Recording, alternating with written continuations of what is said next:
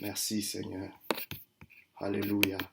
Je vous salue encore, chers amis, en ces instants, en cette matinée de percée où nous croyons que Dieu a une parole de choix, une parole qui va nous aider encore dans ces moments et ces moments particuliers. Ce matin, le thème n'est rien d'autre que du confinement jaillira la lumière. Du confinement jaillira la lumière. Pour ce, nous lisons 2 Rois chapitre 7, versets 1 à 4 et versets 8 à 9. La Bible dit ceci. Alors Élisée dit, écoutez la parole de l'Éternel, ainsi a dit l'Éternel. Demain, à cette heure, la mesure de fine farine sera à un cycle et la double mesure d'orge à un cycle à la porte de Samarie. Mais l'officier sur la main duquel le roi s'appuyait répondit à l'homme de Dieu et dit, quand l'Éternel ferait maintenant des fenêtres au ciel, cela arriverait-il? Et Élisée dit, voici tu le verras de tes yeux, mais tu n'en mangeras point. Or, il y avait à l'entrée de la porte 4 lépreux, et ils se dirent l'un à l'autre, pourquoi demeurions-nous ici jusqu'à ce que nous mourions? Si nous parlons d'entrer dans la ville, la famine y est et nous y mourrons. Et si nous demeurons ici, nous mourrons également. Venez donc et glissons-nous dans le camp des Syriens. S'ils nous laissent vivre, nous vivrons, et s'ils nous font mourir, nous mourrons. Verset 8. Ces lépreux pénétrèrent donc jusqu'à l'une des extrémités du camp, entrèrent dans une tente et mangèrent et burent. Ils prirent de l'argent, de l'or et des vêtements, puis s'en allèrent et les cachèrent. Après quoi, ils revinrent et entrèrent dans une autre tente, et là aussi ils prirent du butin qu'ils s'en allèrent cacher. Verset 9. Alors ils se dirent l'un à l'autre, nous ne faisons pas bien. Ce jour est un jour de bonnes nouvelles et nous gardons le silence. Si nous attendons jusqu'à ce que le jour soit venu, le châtiment nous atteindra. Venez donc, allons l'annoncer à la maison du roi. Du confinement jaillira la lumière. Vous savez, nous sommes en train de vivre des moments difficiles. J'aimerais te dire que dans un temps de chaos, d'incertitude, de crise et de frayeur, Dieu est en train de te dire que la lumière soit. Dieu parlera toujours de lumière quand les moments sont incertains, quand les moments sont chaotiques. Du confinement jaillira la lumière. Pourquoi? Parce que la lumière est une nouvelle façon de faire les choses. La lumière est un ajustement de pensée. La lumière est une issue là où il ne semble pas avoir d'issue. La lumière est aussi le retour à l'essentiel, à ce qui a de la valeur. La lumière, c'est simplement revenir à Dieu. Oh, dans Genèse, quand la Bible nous montre que la vie, la terre était informe et vide, qu'il y avait des ténèbres. Oh, Dieu n'avait qu'une seule réponse à cette incertitude, à ce chaos, à cette crise, que la lumière soit. Et il le dit encore ce matin, que la lumière soit. Oh, je sais qu'il y a des gens qui vivent des moments incertains, affectés dans leurs finances ou peut-être affectés dans leur corps et que sais-je, dans plusieurs aspects. Mais malgré ce confinement, malgré cette situation, oh, la lumière jaillira, et la lumière jaillira certainement, car notre Dieu est un Dieu qui honore ses principes, est un Dieu qui a des desseins glorieux, et il accomplira ses desseins. Nous le verrons dans ce texte où le peuple était confiné par un assiègement. Alléluia. Le peuple était assiégé par l'armée syrienne.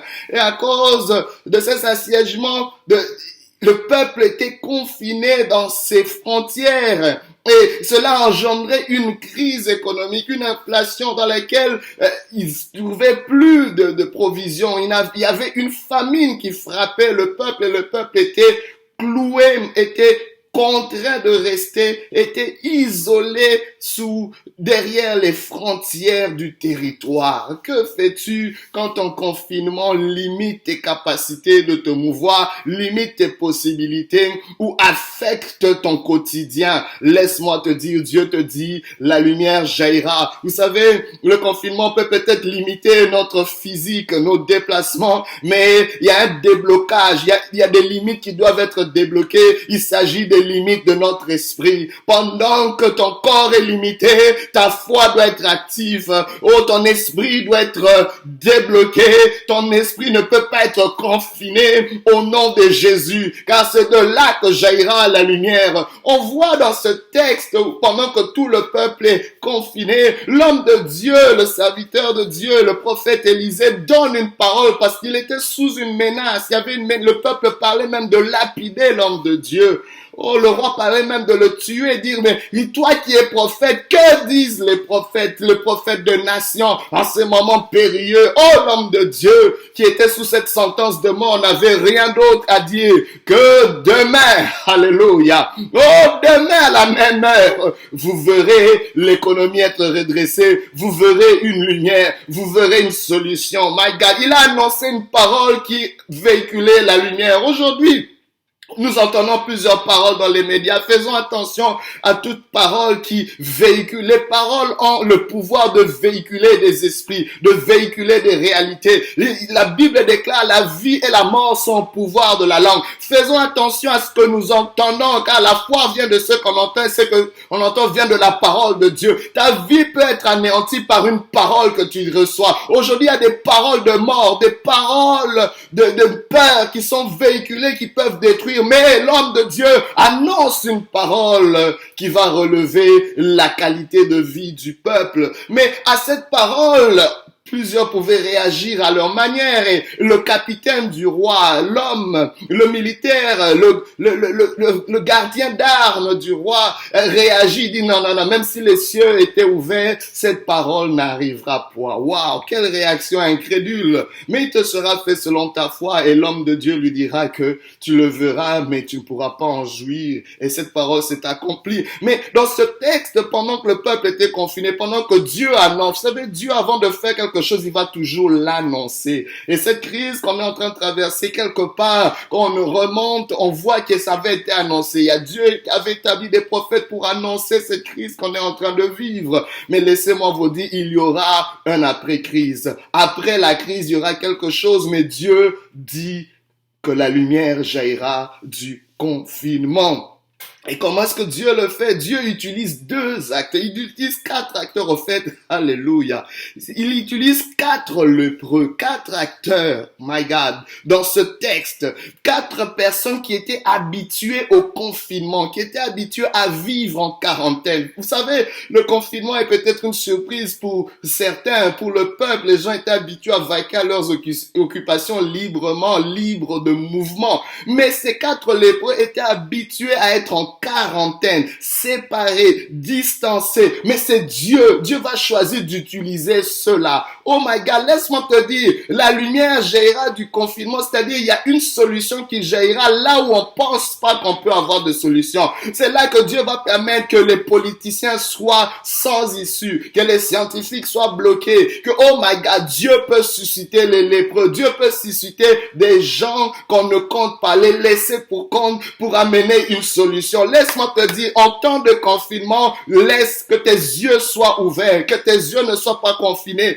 que tes sens spirituels soient ouverts, car tu ne sais pas d'où viendra la solution. Tu as peut-être perdu ton emploi, mais tu ne sais pas d'où viendra la solution. La solution viendra peut-être de tes bonnes relations, des bonnes relations que tu as entretenues. Tu peux peut-être perdre un salaire, mais si tu as des bonnes relations, tu peux survivre la crise. Oh my God, tu peux peut-être être affecté dans ton corps, mais Jésus-Christ peut guérir ton corps quand les médecins ne savent pas quoi faire avec ton corps. Laisse-moi te dire, oh, il y a toujours une issue là où on ne semble pas avoir d'issue. Oh, la lumière jaillira du confinement.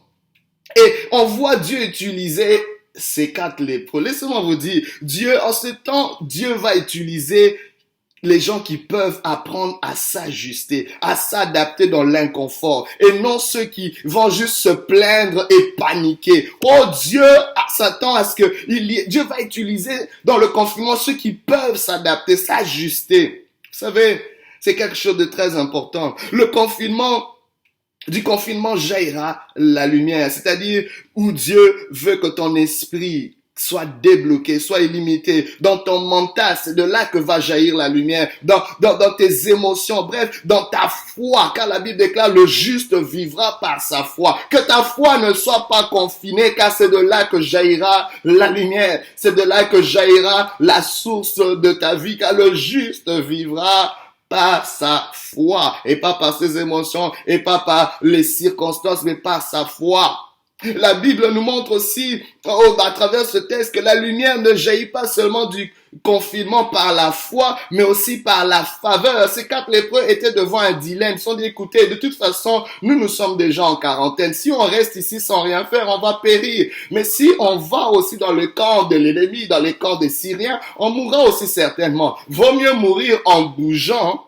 Alléluia. On ne sait pas ce qui peut arriver. Peut-être qu'ils peuvent nous laisser vivre. Qu'au lieu de mourir ici confiné, sans mouvement, sans rien faire. My God, Dieu est en train de challenger quelqu'un parce que il y a une faveur dans ton mouvement, dans le mouvement de ton esprit, dans le mouvement de ta foi. Ils sont allés dans le camp des Syriens et qu'est-ce qu'ils ont vu? Il n'y avait personne. Waouh! Il n'y avait personne et il y avait tellement de butin, tellement de ressources, tellement de provisions. Pourquoi? Parce que Dieu avait amené une embuscade, Dieu avait amené une frayeur sur le camp des Syriens qui pensaient que l'armée d'Israël venait de les envahir. Dieu avait annoncé un bruit de guerre qui les a effrayés et ils ont tout laissé, tout abandonné. Et les lépreux se sont mis à jouir de ce butin, à manger à leur faim, mais à un moment, ils se sont dit, non, on ne fait pas bien, on ne peut pas faire ceci sans annoncer au roi la bonne nouvelle. Waouh! Il y a une faveur que Dieu peut t'accorder. La faveur a été accordée aux lépreux, c'est-à-dire une grâce, quelque chose qu'ils ne méritaient pas, quelque chose qui allait au-delà de leurs capacités, de leurs compétences, de leurs attentes. Dieu est capable de te faire survivre par une faveur. La Bible nous montre que la veuve de Sarepta qui n'avait que juste un peu de farine pour prendre son dernier repas et mourir avec son fils. Mais Dieu lui envoie un prophète avec une parole, une instruction qui l'a fait subsister pendant toute la famine. Je suis en train d'annoncer sur ta vie une faveur qui te fera subsister au-delà de des contraintes dans lesquelles tu vis, au-delà de cette crise. Oh my God, la lumière jaillira dans le confinement, c'est par la faveur que Dieu peut accorder là où il ne semble pas avoir d'espérance. Mais laisse-moi te dire que la lumière jaillira aussi, c'est par de nouvelles façons de faire. Tu es peut-être confiné, c'est le moment d'apprendre à aimer différemment ta conjointe, d'apprendre à aimer différemment tes enfants. C'est là qu'on va se découvrir, c'est là qu'on apprend qu'on développe des nouveaux muscles, les muscles de compassion, les muscles de solidarité. Ces lépreux se sont dit non, on doit aller annoncer aux autres, on doit faire partager aux autres. C'est le moment de partager une certaine information qui peut aider quelqu'un. C'est le moment de partager tes ressources. Oui, oh bien-aimé, la tendance dans le confinement, c'est que chacun veut garder le peu qu'il a parce qu'il pense que c'est ça qui va te faire subsister. My God, tu te trompes. Tu subsisteras en partageant. Parce qu'en partageant, Dieu s'assurera de multiplier le peu que tu as. Appelez-vous Jésus-Christ qui a multiplié les 5 pains et 2 poissons. Il est capable de le faire encore. Il y a quelque chose, une multiplication qui se fait dans le partage. Ces lépreux sont rentrés et ont dit au roi la bonne nouvelle. Et il y a eu cette jubilation. La parole d'Élisée, le prophète, s'est accomplie. Certainement comme il avait annoncé. Mais regardez une chose aussi qu'on doit comprendre, c'est que il y a une honte à vivre heureux tout seul. Tu ne peux pas, dans ton confinement, rester seul. Oui, tu es confiné, ça t'isole, mais appelle quelqu'un. Prends les nouvelles de quelqu'un. Prends le temps de prier pour quelqu'un, de prier avec quelqu'un, de te soucier de l'autre.